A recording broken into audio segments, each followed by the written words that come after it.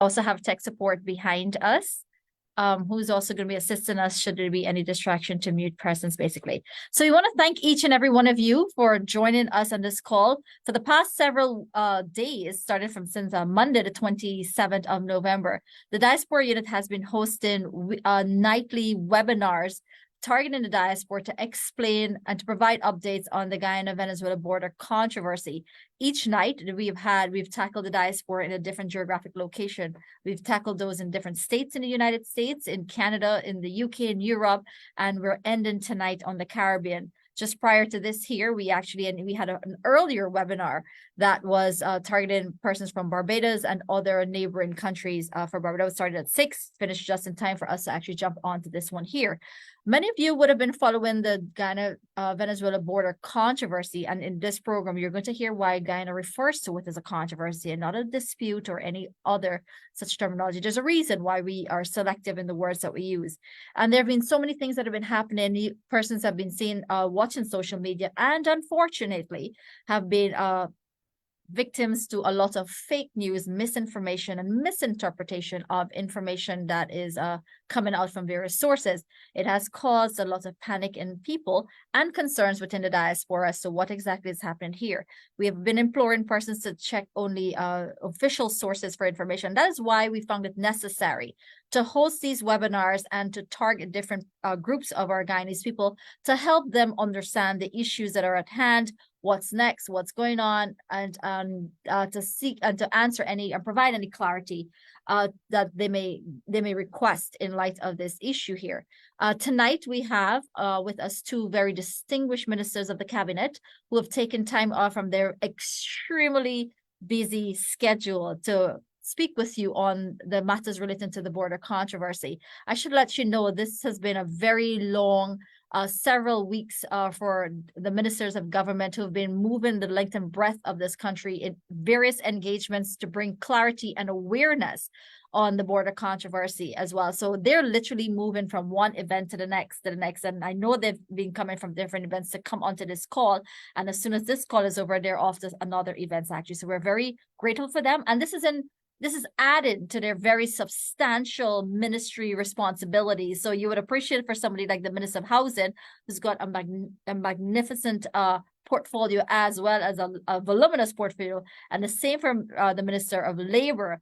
As you know, what's going on in the country with all the development that's taking place, labor being a very important issue that we're dealing with, basically. So both ministers, very heavy portfolios, and then also adding to that, dealing with sensitization and awareness programs as it relates to the Guyana-Venezuela border controversy. We're going to be helping you through this program here, and even as the presenters are making their statements to you, we would have you can put your contact information in the chat box, and then also so we can have your details, we can have your information to contact you and provide you with information. Even after that, we will also be putting information in the chat box for ourselves if you want to contact us. Just to let you know, as I've seen one person already put in the chat box, this is also live stream. So there are persons who cannot jump on this call, be on the actual call itself. They are free to go onto the Diaspora Unit's Facebook account, and they will see this discussion taking place there. So feel free to visit the Facebook page and to share the live so the persons can get information. That being said, I don't want to keep you back from actually hearing from our First Minister. The honor is mine to call to the forum no other than the very distinguished Minister of Housing, the Honorable Colin Crowell, to make his presentation on the border controversy. Minister Crowell, the floor is all yours. Good evening. Thank you, Rosalind. Good evening to my colleague, Minister Hamilton. Good evening to Ambassador and all your listeners in the diaspora. I know what you said tonight to represent your last night of engagement in terms of diaspora, but I think you will still have to continue it. I mean, there obviously have times when you have to update as time goes. It's a pleasure to be joining you tonight, and I know you two have had a busy period trying to ensure that all are involved. And this process of ensuring the engagement continues is not only for us locally here, but also, quite rightly, as you recognize, for a diaspora unit, who also have their own networking in their own right. And it all helps in understanding internationally to share what is happening.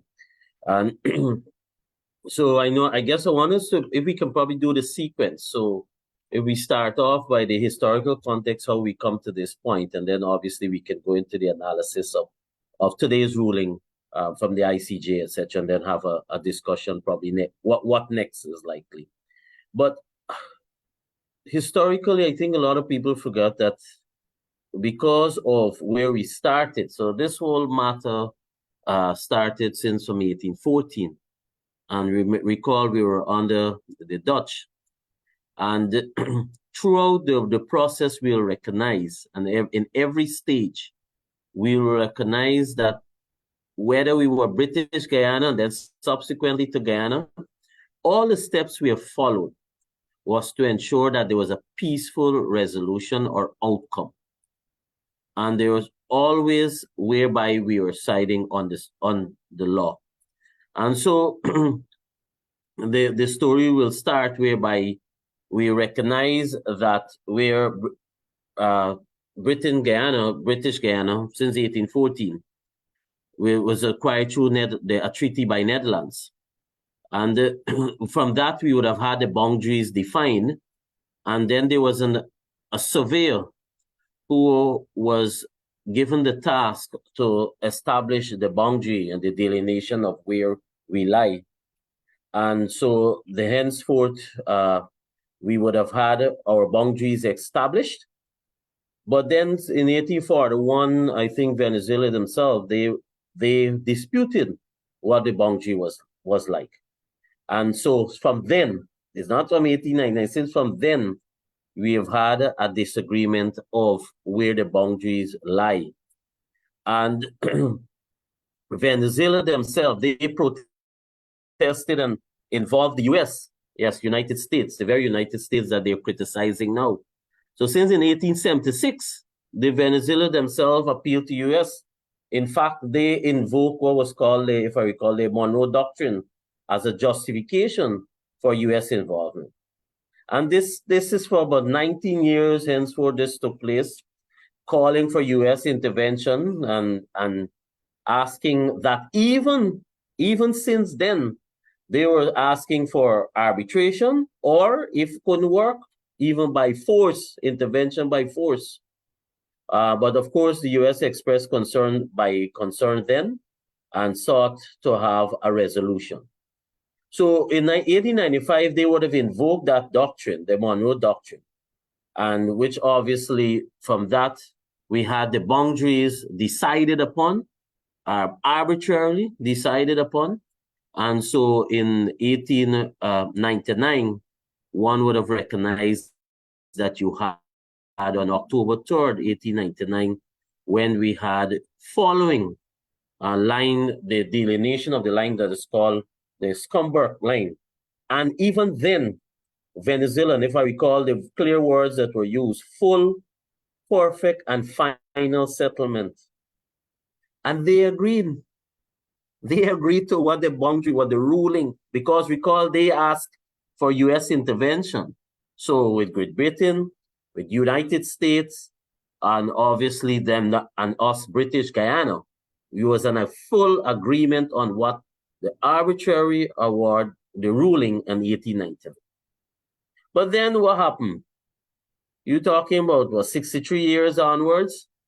This matter rose its head again, based on a claim by a gentleman who would have left a note and asked for it not to be open until he died.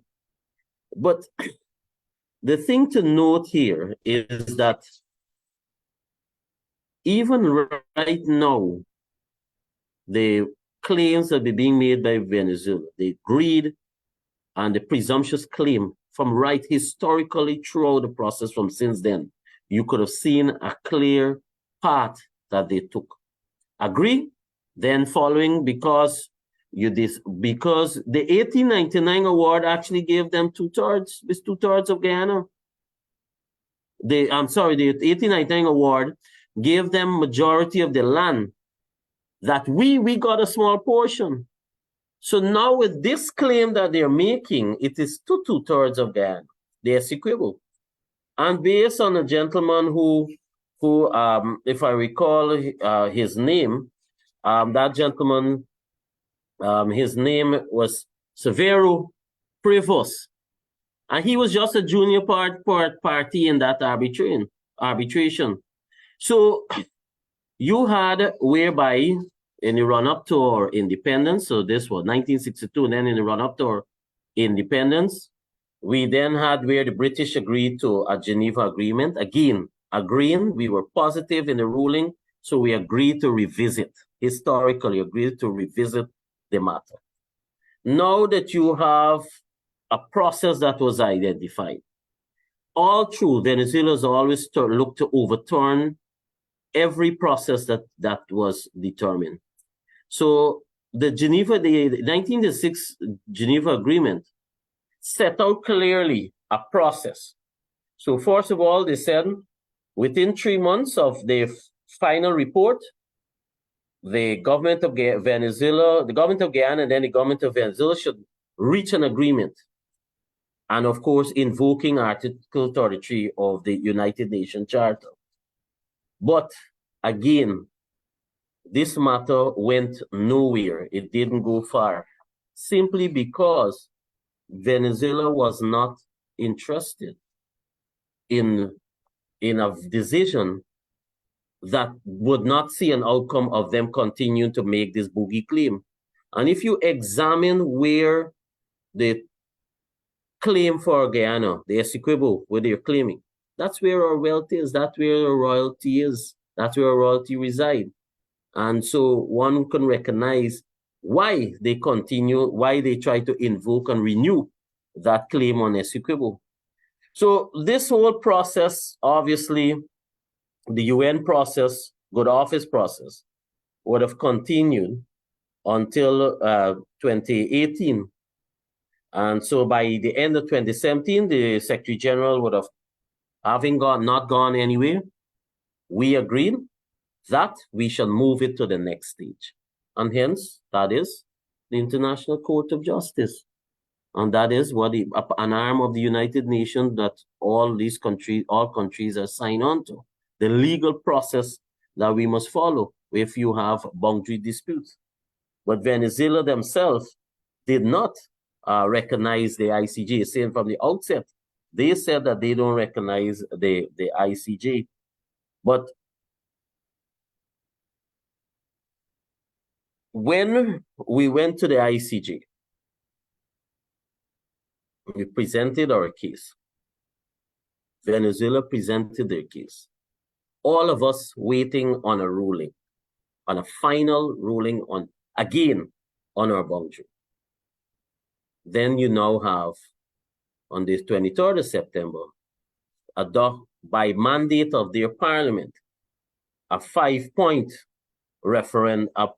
document with a mandate from their parliament that seeks to go out on the 3rd of December, which is shortly, for a referendum. And what does that referendum claim? That referendum, obviously, one of the major thing is going out to their population to ask, do you agree with Venezuela's historical position of not recognizing the jurisdiction of the International Court of Justice to resolve the territorial controversy over Guyana Essequibo? And similarly, do you agree with the creation of the Guyana Essequibo state and the development of an accelerated plan for comprehensive care for the current and future population of that territory, which includes, among others, the granting of citizenship and identity card, and go on and on. But those are our main contention. We all saw, therefore, because of them on December 3rd saying that they're going to a referendum, we obviously sought an order from the court to prevent them from basically taking any action or to encroach upon us, but basically for them to not claim any sovereignty in our country, in our Essequibo. And that is why we went to seek that early determination. Of course, we heard the ruling today. with respect, and which will the others, I guess, will go into. But it's ridiculous. Since 1966 about, actually, every Venezuelan in their school, every Venezuelan that's born is being told, was indoctrinated that Essequibo is part of Venezuela, that they were being told. And this has always been used as a political toy, a political tool throughout Venezuela's history. And no doubt, similarly, because of having to invoke reforms, having to a mandate to go out to an election, this too is being used as a way of trump up, I don't know how, but trump up their own local support. But what is interesting now is that you're hearing less from Maduro speaking, but you're hearing the vice president Rodriguez has now become the henchwoman in this case. And she has been the one very vocal. And of course, we heard her statement again today. But of course, we have, because as I said, in every process, we have followed the law. We have a clear case. It is clear as day. We have the support of CARICOM. We have the support of the United Nations Secretary General. We have the support of the OAS, international communities. All have come out in support of what we're doing and every process that we're following. And that is why you'll find no one will want to give support or give credence when you have a matter that is awaiting the ruling from another ruling in terms of the International Court of Justice with respect to the boundaries. We all are awaiting that final ruling, and even the court said that, reminded us today. But why are you then invoking a referendum on your people, speaking towards the annexation of the very Essequibo, for which we are awaiting a ruling? And so it is very important for us, when we late in our program, to also discuss why this push, what's the urgency in going to have a mandate. And we heard, we presented our case on the 14th of November. And when the vice president spoke on the 15th of November, one of the blatant lie that she gave was that we are seeking to stop the referendum. We never said that. But what we have contention with is what you have in that referendum. What is it that you're seeking a mandate from? Every country is entitled to have a referendum. Referendums are used as tools to have a mandate on sometimes on contentious issues, on policy directives. If you want to feel how your citizens are responding on a particular issue, you can have a referendum. Every country has a democratic right or governance to have a referendum, but not what you have a referendum on should not and cannot be right to be claiming on your referendum to seek a mandate for the annexation, basically, of Essequibo. And so, as I say, I'll pause here for now, but I just wanted us to quickly start off with how we reached to this point, and then I must commend you again for being part of the sensitization to all, and it's important that we're all singing from the same hymn book, and to get our one message out in terms of speaking for one Guyana. Right. Thank you very much, Minister Kroll, for that introduction and putting the situation in a context. So the next presenter that comes up and builds on that, now we'll put it into the whole big picture so our diaspora can understand it. Before I introduce and call our other speaker, our final speaker to the floor, I want to acknowledge the presence of our Consul General from Nigeria, Mr. Davy Ali, who's on the call. And once again, I recognize the presence of the ambassadors to Suriname, Mr. Veer Anand Dipu. So again, to both of you, welcome.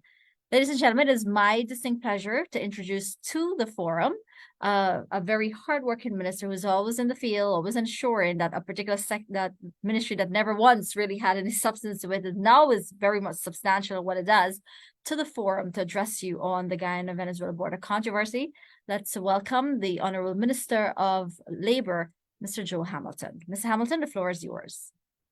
Thank you very much, Rosalinda, and ambassadors and other diplomatic people from the Ministry of Foreign Affairs who are listening in, and of course the Guyanese in the diaspora. My colleague started by tracing the history of this matter and putting it in the context. What I would attempt to do is to say that, look, if you follow, Minister Kroll spoke about the Vice President of Venezuela appearing before the ICJ on the 15th. And if you follow our line of argument, it was not law she was discussing. Everything that she was speaking is in political context. And that is the difference here, you know. Whilst we speak about following international law and having respect for institutions, Venezuela's articulation is never about the legality or the legalese of this matter. It is always punctuated with politics. And even when they're speaking to the international community, they're using the platform always to speak to the Venezuelans. And that is how they maneuver and manage this matter. So everything is politics. The other important thing too, if you listen today, the Vice President of Venezuela's press conference, it's like Twilight Zone. I mean, you couldn't properly, I mean, this ruling just came out. The ink on the paper apparently is not even dry yet. But when you listen to her, it's like, what are we discussing here? What is she talking about? To say that they had some major victory and to say that they were justified and to say that the court ruled in their favor. I mean, you know, for me to listen to that, it is only because I'm a politician and I'm involved in governing a state. But really, it's not something to listen to. And so that is the context. They do politics, never legal rights. The other important thing I need to say, though, as much as Venezuela's behavior has been and can be detrimental, I think on the positive side, and I think we must spend some time speaking to that also. On the positive side, I have never seen Guyanese, from the oldest to the youngest, galvanized into action on a matter like this Venezuela's antics on the border question. And I think that's a very good thing. This negative has brought out a very positive thing, and we must pay attention to that. And as we discuss Venezuela's antics, we must also discuss how we sustain what we have started as a nation. And of course, we have several things that are happening, but we have to build on that. And we have to ensure that all Guyanese, the young ones, the old ones, they continue to participate and continue to articulate this matter. And we school them about the matter. so that any Guyanese, wherever they might be at any time, they can speak authoritatively on this matter regarding our dear land of Guyana. So we, in my view, I don't think we can expect anything better from the leadership of our neighbor on the West, because they do politics, and some of it Minister Kroll touched on. This matter always become an important matter in Venezuela when elections are coming.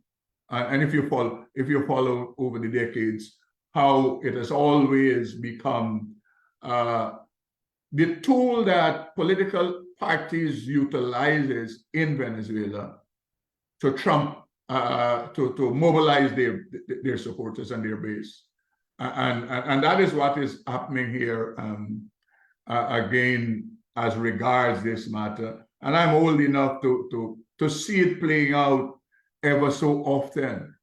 The difference here is that we have a process that is in motion that cannot turn back, or they cannot turn back.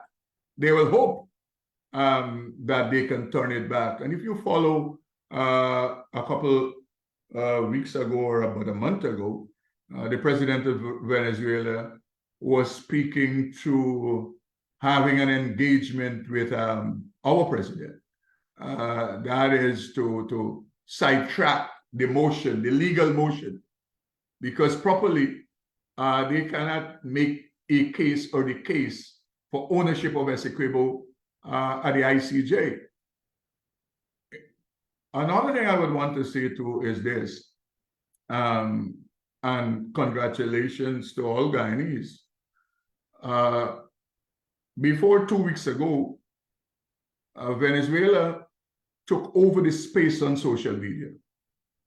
In the last 2 weeks, I think we have taken the space, and we have to continue to hold on to that space so that the propaganda will not continue to raise its head and do damage like it was doing in a period, and create confusion like it was creating.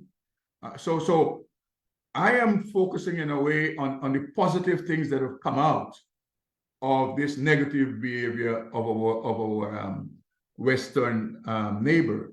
And as I have said, we have to, as a nation, ensure that we build on this and we sustain it going forward through the decades. Great. Thank you so much, Minister, for bringing in a very practical perspective on what has happened after we've gone through the historical genesis of the border controversy, and then what has happened in the current as it relates to the controversy. So that being said, I can assure you, the audience, that quite a lot usually comes out when we have our Q&A, and that's what we're going to go to right now, because we wanted to give adequate timing to our callers, to those on the call, so that you can engage the ministers directly to ask your questions and get the full answers that you deserve. So we want to give as much space and much time as possible. So for those who want to engage the ministers directly, there's a raise hand feature at the bottom of your screen. Kindly indicate by pressing that raise hand, and we will see who the callers are, those who are interested, and we'll call you according to how we see you. For those who may be shy and don't want to do that, what you can do is type your questions in the chat box, and during the course of this webinar, I will be reading them out to the ministers for them to provide an answer. So we will wait for, I saw Ambassador Deepu, did I see a hand up earlier on?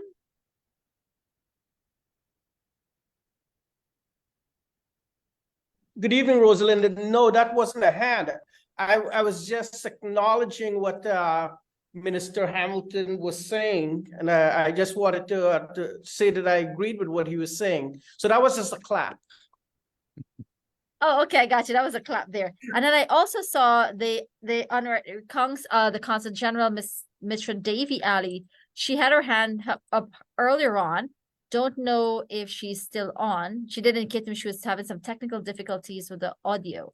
on her device actually. So perhaps she will join again.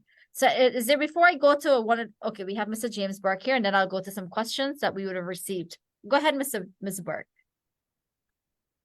Good evening, everyone. Good to see you all. It's always great to see Guyanese, man. You put some Guyanese together and we have a great time. Excellent, excellent.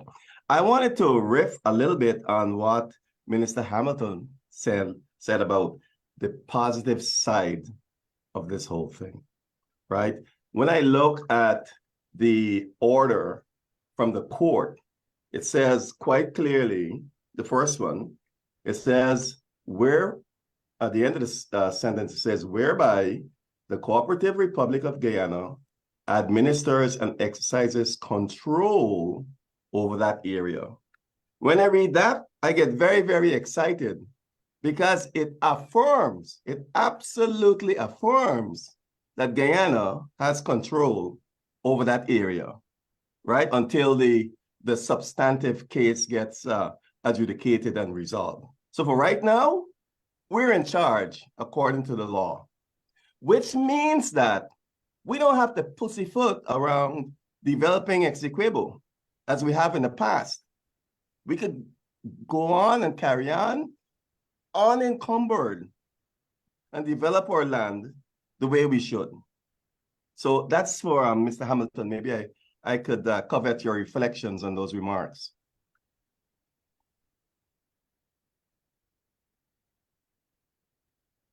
Okay, I don't know if Mr. Hampton wants to add anything, or if not, we'll go on. I believe the questions. Okay, perfect. So I'm going to ask a question that we received. Some person's been sending in their question to my mobile as well. So this question here, and it's open to any one of the ministers, says here, let me just get it. One person was asked, I did not hear this here from any one of the minister, but this question was asked there. I'm going to repeat it there, actually. What is, they're asking the question, let me see if I can phrase it amongst a lot of stuff going on here. They wanted to know, oh, sorry, Minister Kroll did mention it about the dead man's letter, so to speak. It says that the Venezuela case stemmed from a letter that was to be opened after the death of someone. What they're asking if that person was part of the judging panel for the 1899 settlement. My understanding, no, that person was basically in a back room. So was not a frontline person. Was not the judge, in put it this way. Was more the backroom support team member. All right. Let me hold on. There's another one there that I want to bring to your attention. This one I'm here sorry, said, Rosalinda, I'm sorry. If I could piggyback on what Minister Cole said, the Venezuelans did accuse the Colombians of the same issue, by the way. oh, interesting.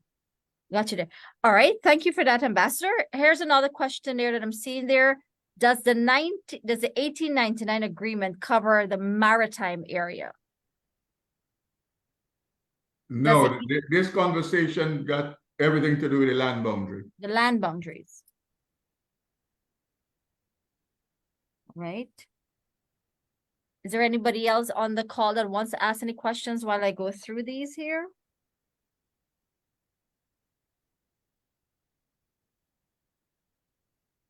All right, I have another one that's coming in there.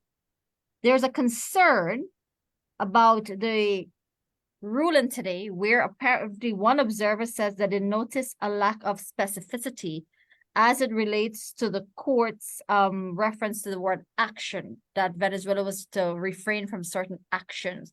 What they're asking there is do we have to go back to the ICJ for an interpretation of what that action is? No, I don't think so. The court has made clear Venezuela is prohibited from annexing or trespassing upon Guyanese territory or taking any other actions regardless of the outcome of its referendum on December 3rd that would alter the status quo in which Guyana administers and controls the Essequibo region as an integral part of its sovereign territory under the arbitral award of 3rd of October 1899. So they So that were is as clear. clear as it can be. So that is clear there. Perfect. All right. Anybody has any other question in the meantime? Hi, good evening. I have a question. Go ahead. Okay, my question is, what is the general reaction of the people in Guyana about this?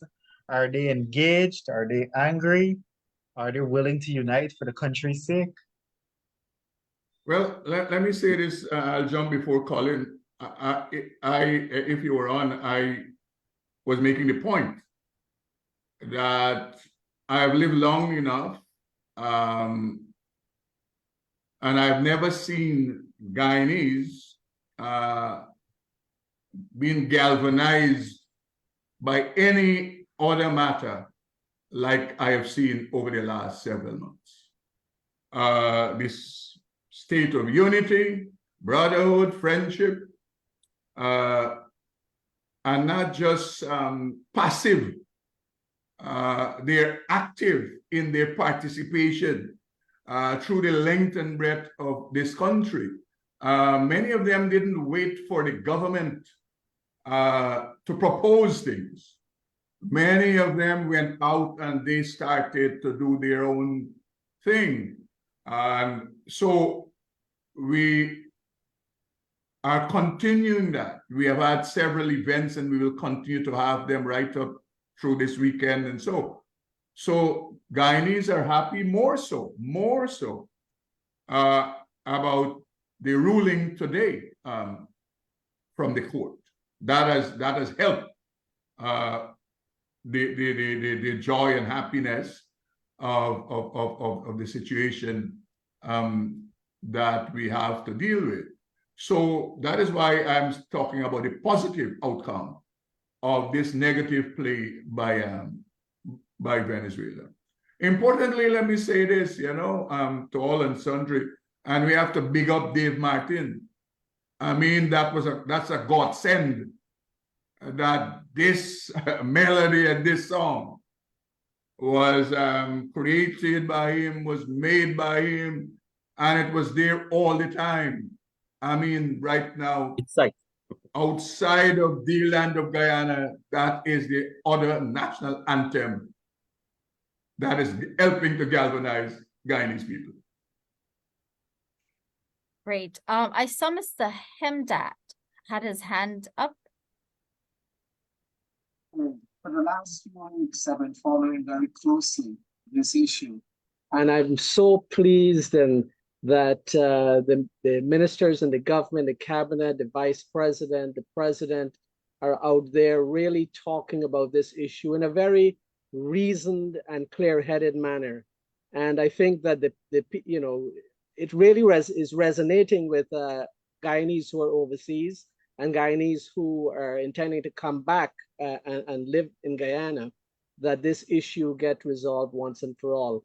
And now that decision, even though they said that it's pending a final resolution, so I'm hoping that some people misunderstood the word pending, the final decision.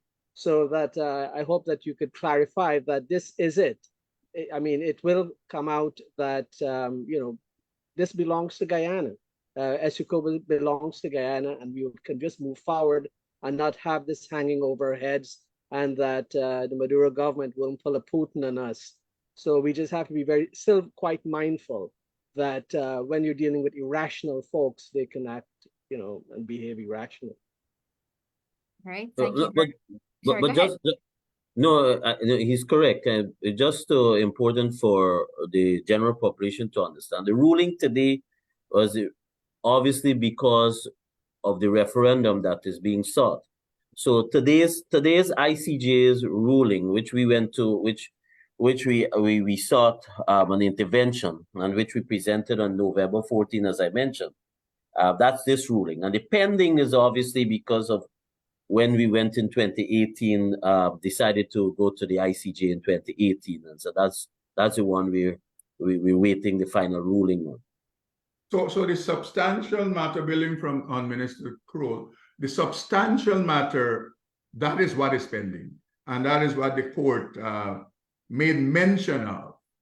That whilst this substantial matter is pending, Venezuela is prohibited from any action regarding the Essequibo territory. Just to say that we are confident that our case is sound and the court will rule in our favor. Because as I have said earlier, Venezuela over the decades, they have not brought any law and legality of the ownership and what you're talking about. Everything is in the realm of politics. All the discussion is in the realm of politics, political sloganeering, and so. There's nothing they point to the law. And importantly, let me say this, Minister Kroll spoke about the junior lawyer, Mr. Provost, who issued this memorandum to be read after he died. And that was some 42 years after the 1899 Arbitral Award. This memorandum was made known, and and that is what Venezuela has latched on to. But importantly for all who are listening, during the process, it was allowed for Venezuela to review all the records during the arbitral award issue in 1899, and they found nothing that was compromising as alleged by this gentleman. What this gentleman basically saying that, listen, Venezuela get the wrong end of the stick because there was collusion between the British judge and the Russian judge who was the chair of this arbitration. So at the arbitration for persons, the British selected 2 judges. Venezuela selected 2 American judges to represent their interests. And because it was 4, they agreed to another judge, and that judge was a Russian judge. So what Provo is alleging that Venezuela got the wrong end of the stick because there was collusion between the Russian and the British, the Russian judge and the British judge. So, but there's no evidence. That is just, they opened back all the documents and everything that happened during the period, and they found nothing that was that suggested what this guy alleged to have happened. And important for persons to also understand, Minister Kroll mentioned it, that the British had control beyond what we know as Essequibo, right up to the Orinoco River. So that whole area of Venezuela got the largest part of what was in contention. For that matter, Venezuela celebrated after the arbitral award. They had big celebration that they succeeded in getting more than us. So basically got what they wanted. Right, they got what they wanted. They got what they were contending that is theirs. So it is now they are moving to do other things. And importantly, we must pay attention to, and someone asked earlier about whether we're discussing maritime boundary also. No, we're discussing the land boundary and demarcation, as I've said. But Venezuela lay claim to everything that is in front of us. And that is the reason why 2012 or thereabout, they impounded a vessel that was doing seismic survey in our EMZ. because they were suggesting so that this is their EMZ. That is in front of the Cooperative Republic of Guyana. So, you know, and I suspect after the ICJ ruling and the rulings in our favor, we have to be prepared for Venezuela now challenging the maritime zone. We have to be prepared for that because they never stop and they will never stop. Thank you so much for that, Minister. I was still trying to get on our CG on. She had some questions, but I think I may have to call her on the phone and have her speak. Her audio is still giving her problems. So whilst we're trying to connect with her, I see Mr. Burke has another question. Go ahead, sir. Yeah, a couple of quick things. Sure. One question just came up based on what Joe said, and that is these judges, these 5 judges, do we know if in 1899, it was one of those, you know, unanimous decisions, or did they have to vote? 3 of them voted yes, 2 of them voted no, that type of thing. Do we have any idea of that? And my second question has to do with the amount of time that it will take to get between, you know, from now to when the substantive matter is resolved. I heard the AG said, our AG said a few days ago that it would take from 3 to 4 years. So that's a long time. So my question to you now, Rosalinda, is that are you going to continue these kinds of engagements every 6 months or so that we can be kept up to date? Because this thing is going to drag out for a long time. Well, let me say this quickly. When the AG was counting from 2018, when we approached the court, everything suggests, I think, and Minister Crowell, maybe you can remind the audience, I think there is a assumed date in 2024, if I recall. Yes. So when a judgment should be made available. Correct. Yes, we don't have a definitive date, but it's expected, and you know, not as lengthy as you may think. A fair amount of time has passed. Right. Because I thought I heard the AG said that the Venezuelans they were given a deferral, and they have not even submitted their thing yet, and they are given a deferral until about April. So if they still haven't, go ahead, Joe. Go ahead. The thing is, you know, with the Venezuelans, they don't know what to do with the court. One time the court don't have jurisdiction, and next time they show up. So the court itself is baffled about the Venezuelans.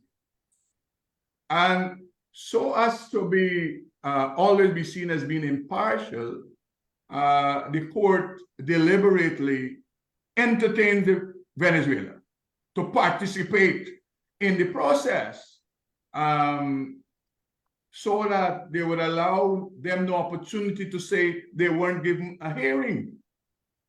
But they're always as taking long time and refusing to respond and all that kind of thing.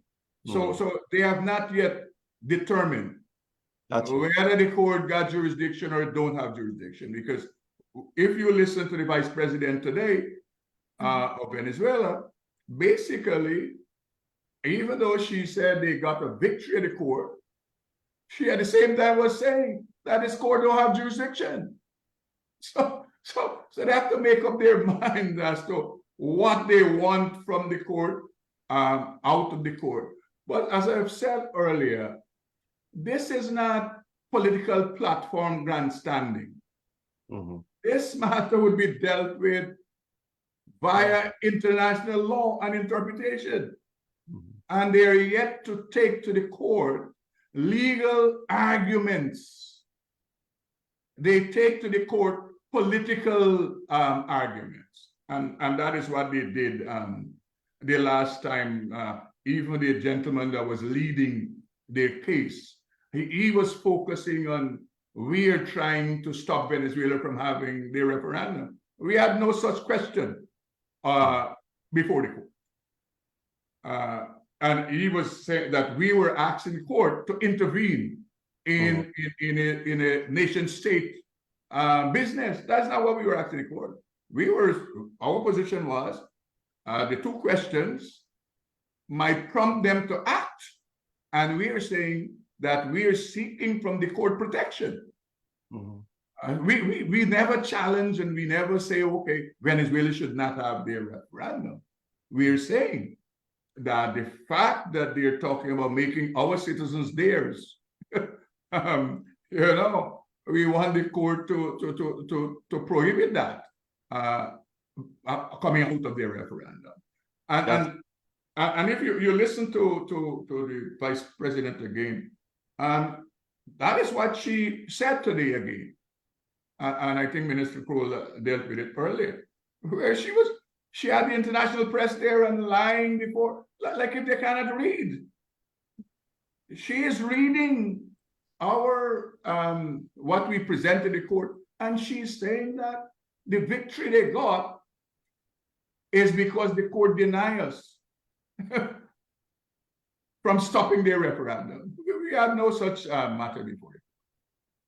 Right. Thank you so much. Go ahead, Does Minister. anybody have the question about the 5 judges? Anybody know anything about that? No, the 5 judges, as I understand it, as I said, 2 were British, 2 were Americans, and 1 was. Everything we know, there was no dissent as regards the decision in 1899. Gotcha. All right. I saw Mr. Hemdat's hand up again. Thank you for taking another question. I mean, in a sense, you have answered it over the last every time you've come on, but in terms of compliance and future implications, for what does this mean? What are the potential consequences of Venezuela if they do not comply with the ICJ ruling? That's one.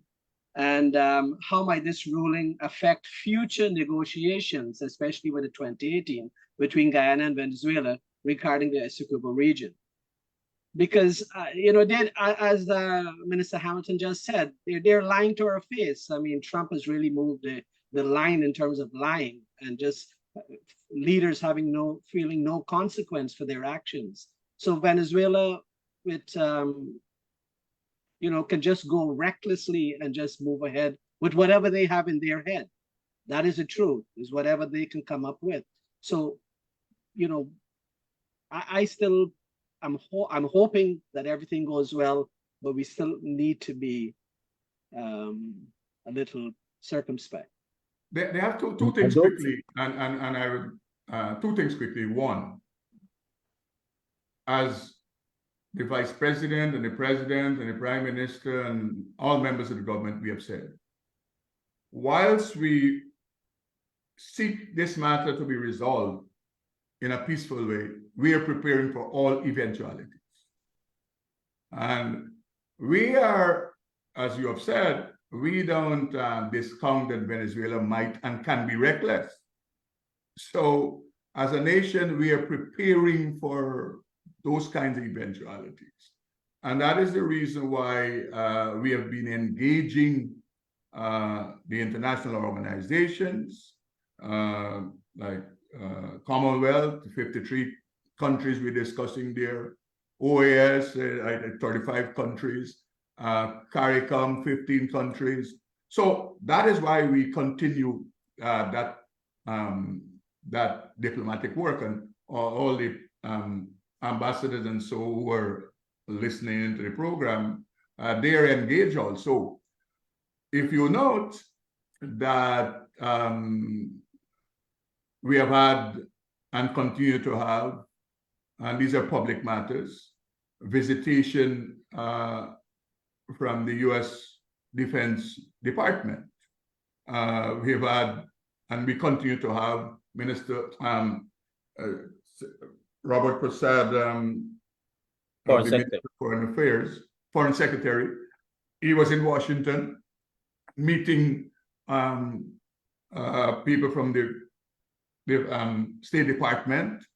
The president is in the Middle East. Whilst he's focusing on COP, there are other things he's also doing, engaging partners.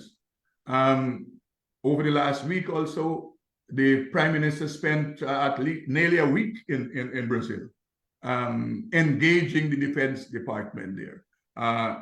The Chief of Staff went after him to Brazil.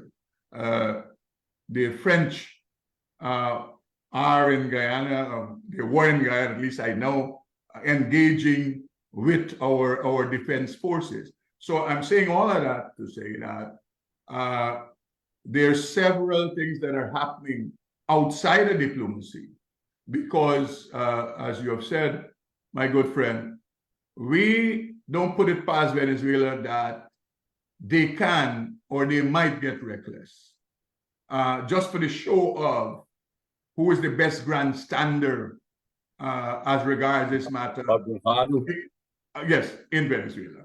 And so we pay attention every day to the matter, and we are prepared for the matter. We have, and also is public knowledge, on every area that we think might be suspectable.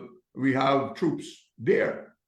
But Joe, don't forget to the monitoring of the response of the U.S. in terms of politically what direction they're going in. And I was watching the news and I see even from Florida, which has a large Cuban community, has been calling for actions sanctions by President Biden in terms of their response or the treatment of their opposition in terms of their opposition leader. Mm-hmm. Very good. All right. Thank you so much. Minister Kroll and Minister Hamilton, your response. All right. Thank you for that. I'm going to ask a question that came out of the chat box, and I'm also going to tell you what was the very blunt question put in the same thing that says here. The possibility of Venezuela not adhering to the ICJ is a concern we must address.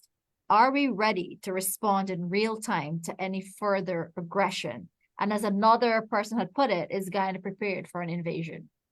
Just to say it, look, everything that came out of the court today, that ruling is legally binding on Venezuela, right? Because both the UN Charter and the statute of the court to which Venezuela is a party requires strict compliance. I'm talking about the law, international law. Now the politics of the matter, we are paying attention to, and that's the reason why I said earlier that Venezuela focus is the politics and the propaganda of the matter. And so to answer the question about preparation, we are as prepared as we can be. And we don't seek to go this journey alone. And that is the reason why the Foreign Service, they're engaged. And that is the reason why we are engaged with all the international organizations that have strong voices. That is the reason why we are engaged with the Americans, with the Canadians, with the British, with the Commonwealth countries, with CARICOM, with OAS, that we're the Latin American countries, a lot of them are, most of them, except for Venezuela, are members of. So that is as regards preparation. Someone asks if we prepare for an invasion. Even if I knew, could I say that here? Or would I say that here? So you know, I'm sure my colleague Colin Kroll would take the same position on that specific question. All right, so that brings me to something that I wanted to share here. Coming from the chat box there.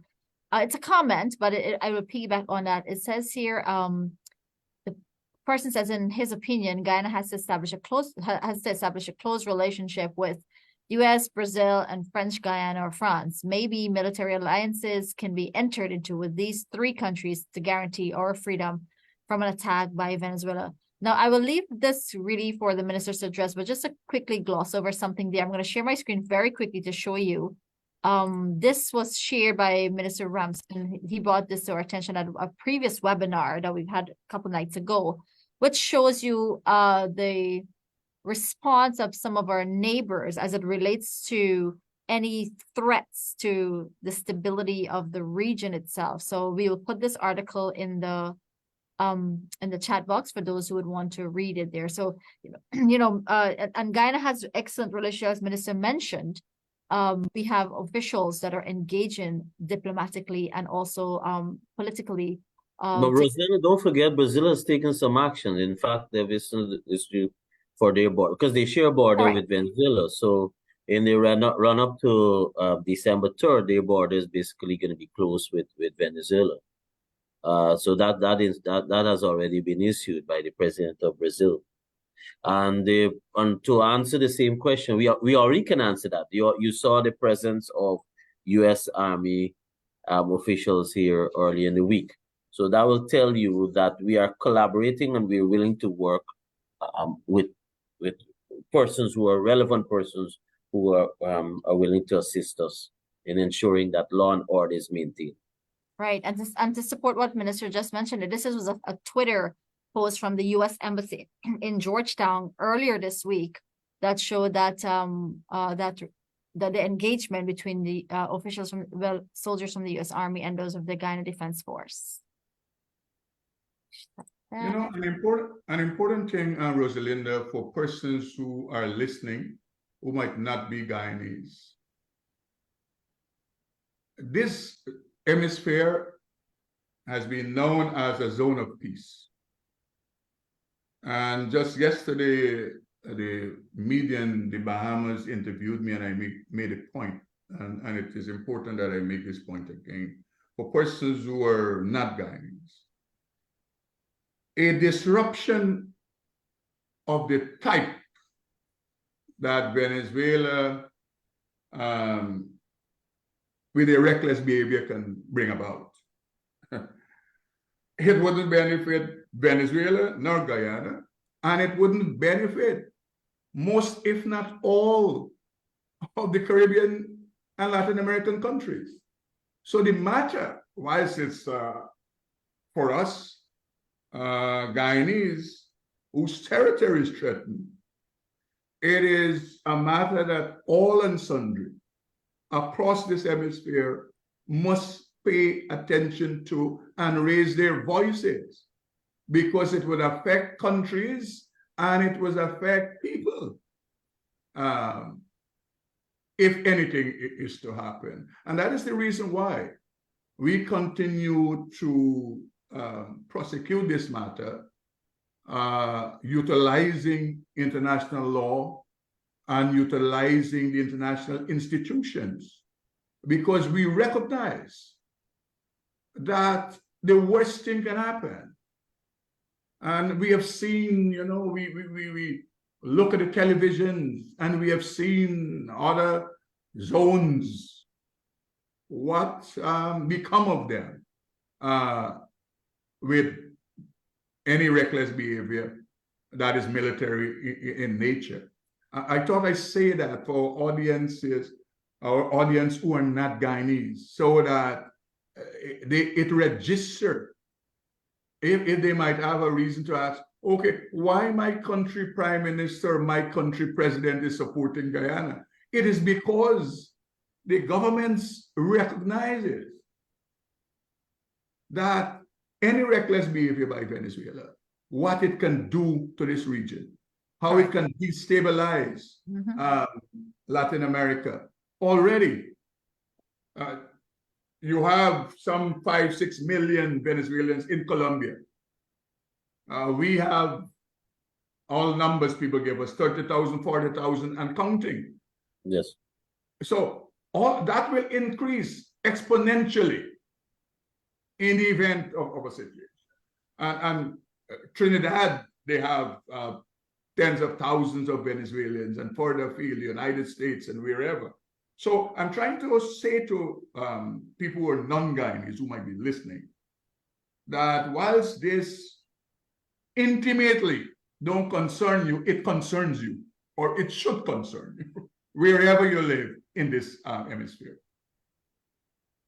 And don't forget too, we've had two in Region 1 and Georgetown, where Venezuelan community members of from the Venezuelan community came out and demonstrate against what Venezuela is attempting, or what they're fleeing. Obviously, they are fleeing from that country, and they don't want to see, obviously, to go back to any state like what's happening there. And so we've had strong demonstrations to show support on Guyana's side. Sure. Mr. Burke, I see your hand up. Yeah. Question to the ministers. Do you guys have a strategy for re-engaging back with Venezuela? Obviously, we don't want to demonize them too much. We've had good relations with Venezuela for many years outside of this one controversy. But there is a danger, obviously, of demonizing them, making them just the complete enemy. And the question is, do we have a strategy for re-engaging with them? Two answers. One, we have no beef with the Venezuelan people. We have, as I've said, tens of thousands of Venezuelans in Guyana, and we have been very generous. Their children go to school. We make medical care and social care available to them. We allow their people to work even without documentation. So we have been, and that's why Minister Kroll was speaking to the matter, where Venezuelans, they have come out and supported Guyana in this matter. The other point is this: the president has said publicly that he is willing and ready at any time to engage Venezuela on any other matter except for the border matter. So he has said that publicly. And Venezuela is our neighbor. And so there is no inhibition from engaging, but just that there will be no engagement, as indicated by the president, on this matter that is before the ICJ. The Venezuelan president was pleading and calling. I mean, he wants now to engage on the controversy. And the point is, there was as Minister Kroll said, 27 years we engaged, and there was no marriage. So on this matter, and therefore the final option, that is what we're utilizing to once and for all bring this matter to an end, so that every generation of Guyanese don't have to face this issue. And that is what once and for all, and if we go back in time, we had a similar issue with our eastern neighbor, and we went to the ICJ. If you recall, everybody sure that they put CGX out of the front of the Quarantine River, our eastern neighbor. And we thought, listen, once and for all, let us finish this matter. And we went to the ICJ to deal with it, and that was maritime matter with our eastern neighbor. And we won the judgment. CGX is back there. They have been drilling, and they have already indicated that they struck oil. They're now quantifying the volume. So we have already acted in one instance in resolving a controversy with another neighbor utilizing the ICJ, and that's what we're doing again. Right. So I have just 3 final questions that I've received here that I'm going to ask, and I'm also checking our Facebook page to see some questions that are coming through there.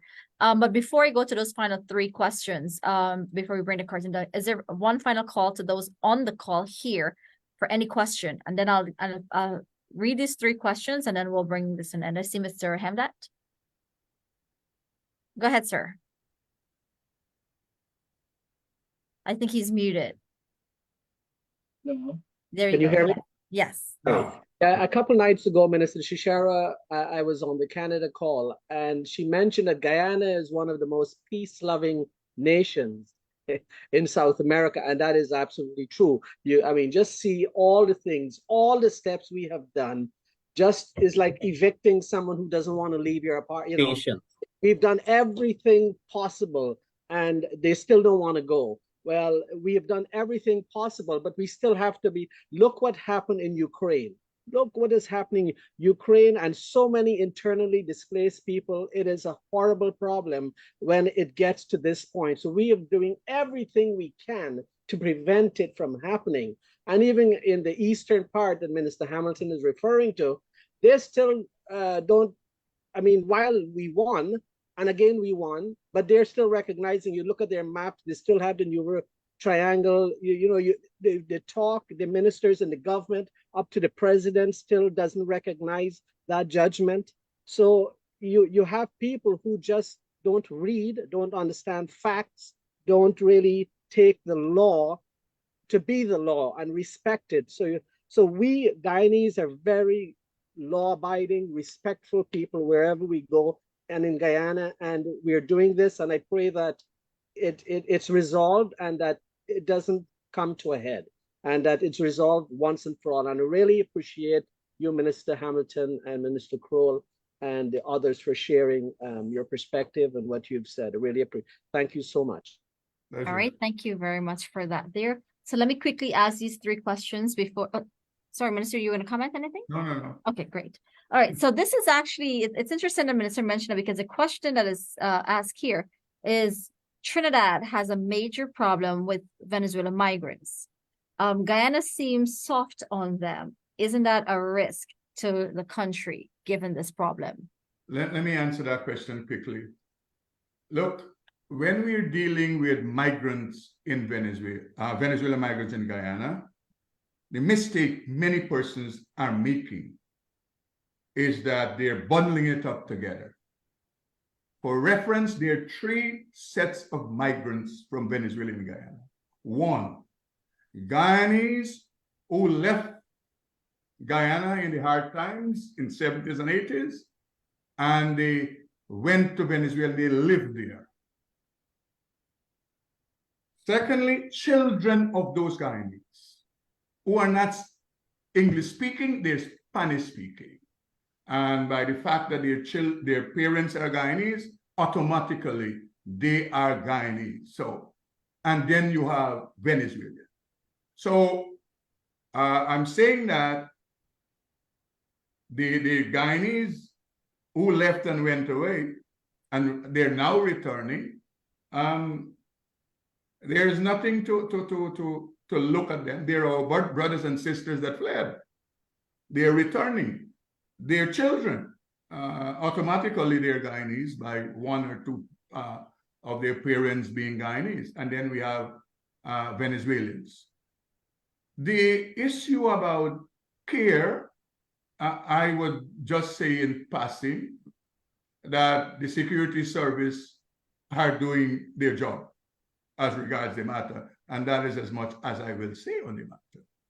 But finally on that matter, look, I believe as Guyanese, we have a moral obligation and duty because we have to remember us.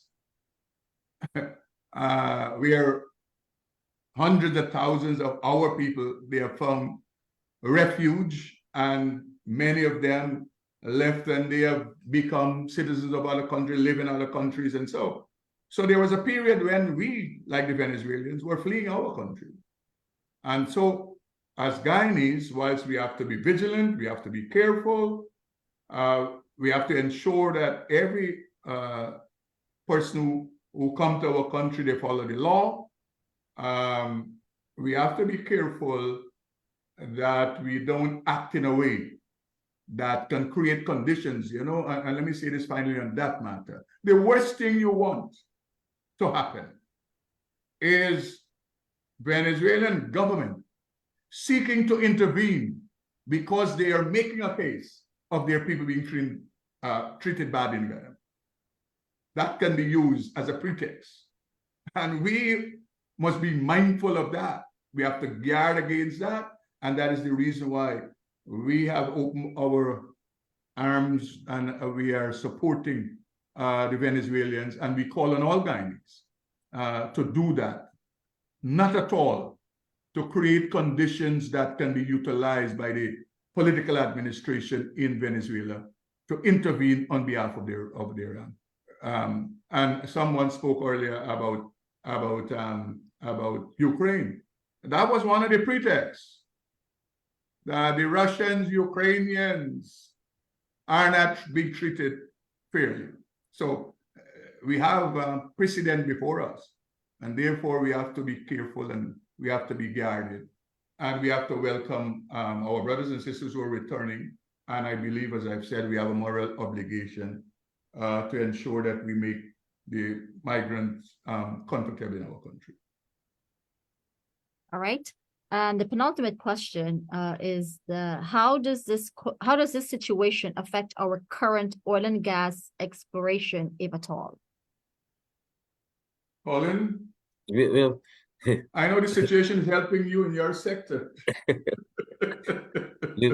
as a country, we continue to do well. We're having more resources available for us to do more things. So certainly, there's no harm in this regard. But Joe, I also wanted to add on the last question, the previous question, and recall initially when you had the Warraws that were coming over, so they had from the border, those were basically living along the border. But certainly there has been more monitoring taking place. We're our own custodian in terms of where our villagers live. And so even yesterday, I think yesterday there was, or early in the week, there was an interception of some persons who were crossing.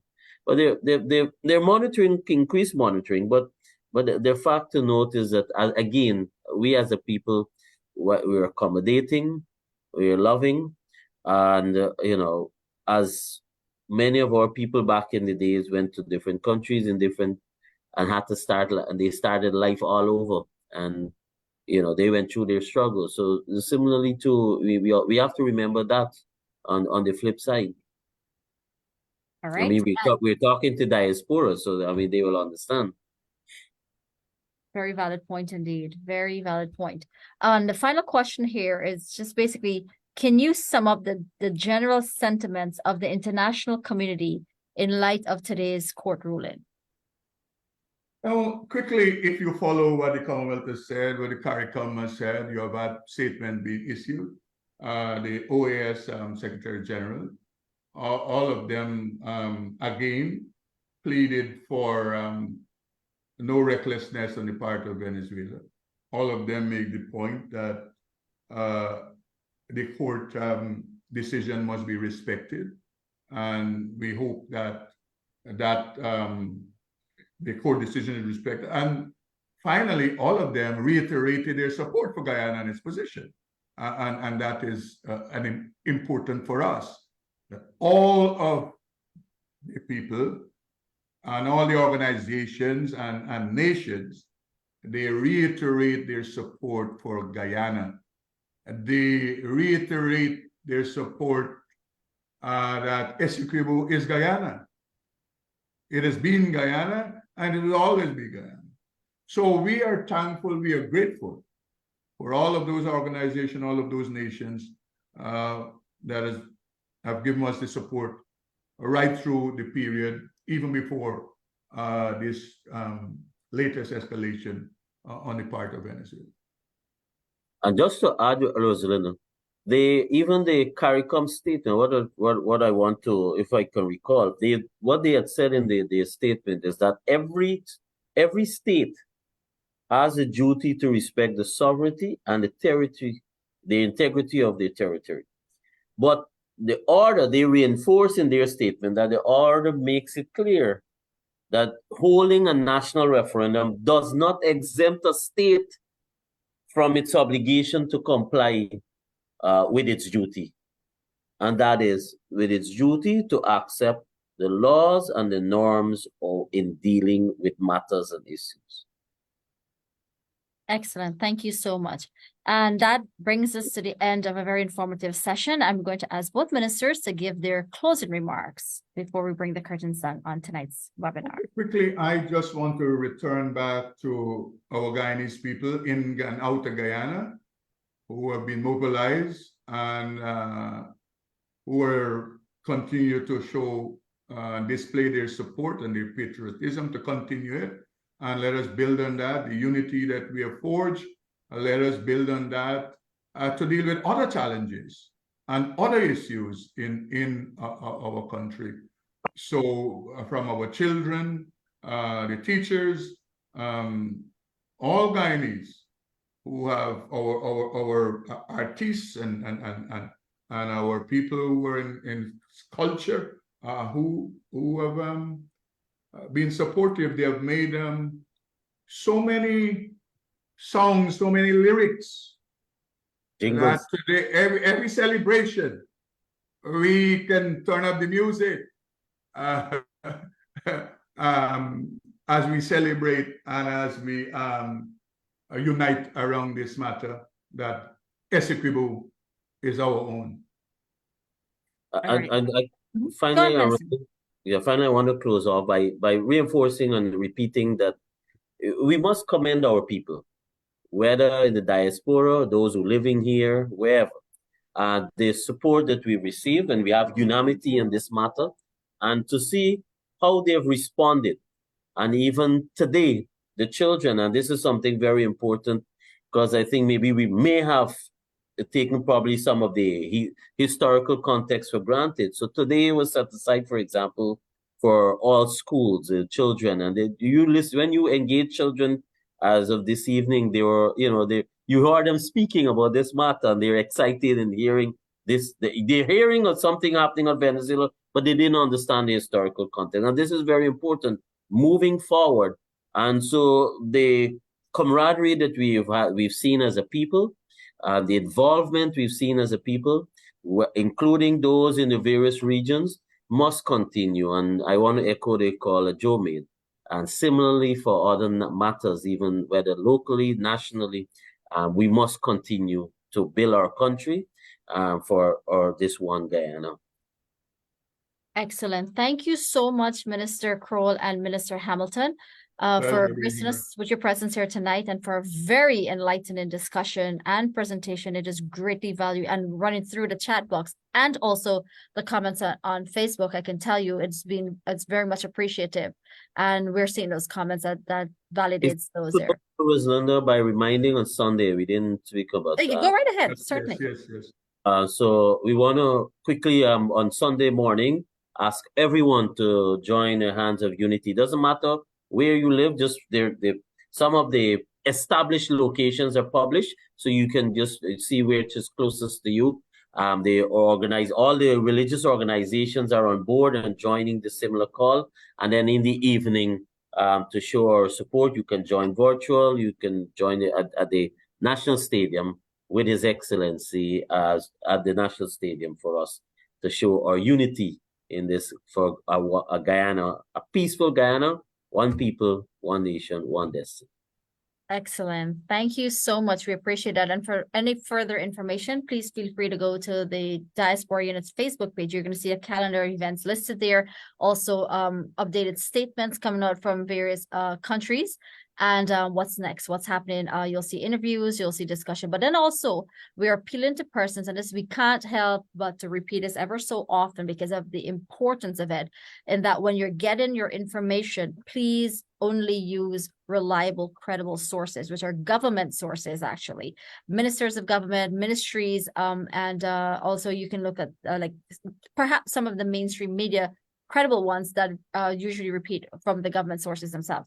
You want to make sure that you're not following, particularly social media, where it is, all of us describe it as a wild west. So you don't know what's true, what's not, how do you validate information. And we've seen also a lot of things where people are taking clips out of a person's interviews, and it's being fixed or tailored to present a different perspective. And we encourage you to look at everything in its entirety so you have the full context in which something was actually spoken. These are all very important things to help people to stay calm and also to just be led by facts and not by sentiments or opinions of people, which could be a very dangerous thing. So we want to implore you to do that. Again, we put our contact details in the chat box. Feel free to reach out to us. We want you to also put your contact details so we can keep you informed by connecting with you. I see Ambassador's hand up there before we go. Ambassador? Yes, just to piggyback on what you were saying, Rosalinda, because I know there's a lot of Surinamese on this chat today. Check out the embassy's Facebook page. There's a lot of updated information on that. Thank you. And I'd like, before I go, I just want to thank Minister Hamilton and Mr. Kroll, and of course you, Rosalinda, for doing such an excellent job tonight. Thank you all very much. Thank you so much. So have a good night, everyone. We look forward to hearing from you, and be assured we will keep you updated as time goes by on what's next. So have a lovely night. Everybody. Good night. Take care. Bye-bye.